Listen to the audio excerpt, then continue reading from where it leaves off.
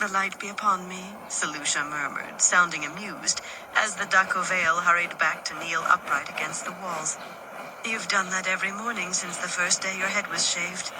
Do you still think after 3 years that I'll leave a patch of stubble? Tuon realized that she had rubbed a hand across her bare scalp.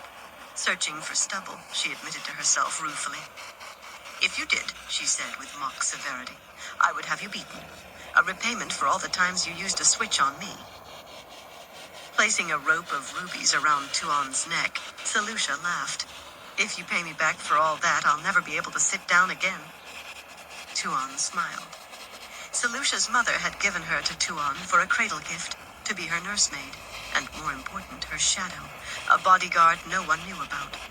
The first 25 years of Selusha's life had been training for those jobs, training in secret for the second. On Tuon's 16th naming day, when her head was first shaved, she had made the traditional gifts of her house to Selusha. A small estate for the care she had shown, a pardon for the chastisements she had given, a sack of 100 golden thrones for each time she had needed to punish her charge.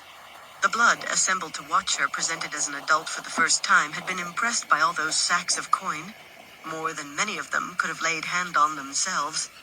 She had been unruly as a child, not to mention headstrong. And the last traditional gift, the offer for Selusha to choose where she would be appointed next. Tuon was not sure whether she